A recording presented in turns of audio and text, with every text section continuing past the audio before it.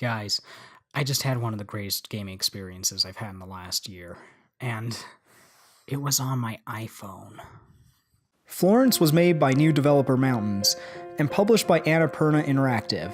It's available now in the App Store for $2.99 and takes about 40 minutes to finish. Oh, and this episode's going to be mostly vertical video, and you're just going to have to deal with it. So anyways, mobile games have this reputation for being mainly pay-to-win cash grabs or mindless time fillers, but every bit of this game was carefully crafted to deliver an artisanal experience.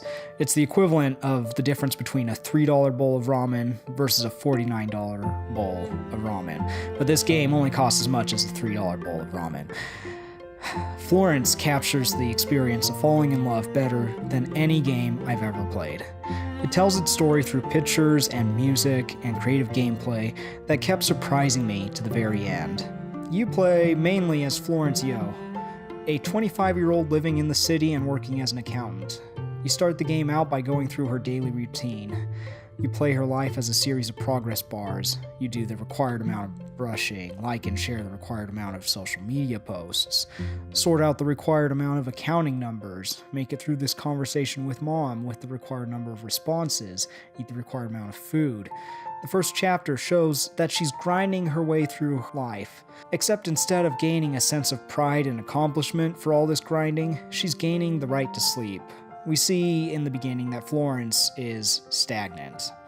She eventually meets a man named Krish, as one does in the romance genre, and the remainder of the game is devoted to telling us the story of their relationship.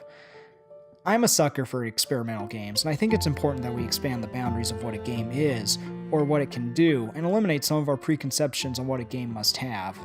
The gameplay isn't skill-based, but it's instead designed to further the story. I don't want to give too much away because an important part of this experience is figuring out why the game is requiring you to interact in this way. But I'll give a couple of my favorite examples from early on in the game. On your first date with Krish, he says something, and you have to solve a puzzle to form your response to him. Have you ever tried really hard to impress someone you like, where every response to them feels like it needs to be perfectly thought out and enunciated?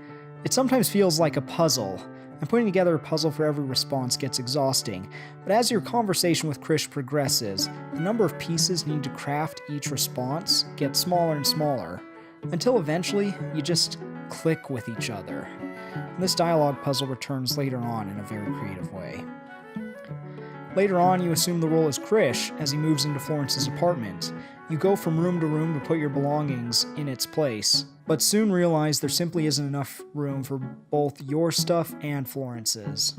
And now it's turned into an object lesson on compromise. Do you put Florence's teddy into storage to make room for your action figures? Do you give up on your Indian spices and rely more on Florence's East Asian cooking, which you know is pretty foreign to him because one of your dates was your first time getting sushi? It's so delightful to see gameplay mechanics be dictated by the story, instead of the story being tacked on to gameplay. Because this game is really a full art experience, let's take a moment to talk about this art. I think the best description for the game as a whole might be an interactive webcomic.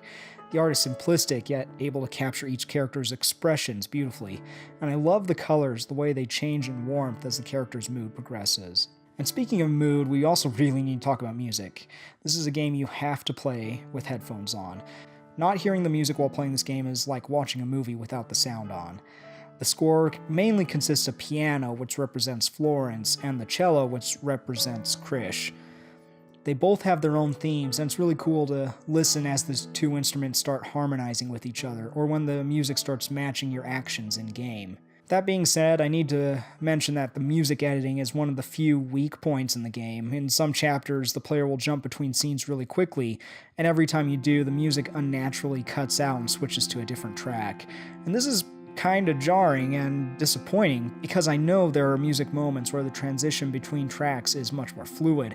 And also, this is not necessarily a weakness, but it is $3 for 40 minutes of gameplay. And while I feel like I definitely got my money's worth, I understand if this doesn't sound appealing to you. This game immediately pulled me in with the relationship with Florence and Krish. Like the opening of Up, you play through their relationship in a very honest and realistic way. I cared so much about making sure this relationship worked, and I started freaking out when I got to their first fight. It shows us that sometimes people come into our lives so they can push us to be a little bit more. So even though this is a very short game with a small price tag, I had still experienced a full range of emotions by the time I finished it. So I think you should check it out. You'll smile, you'll probably tear up a little, and you'll want to listen to the score again on Spotify when you're done.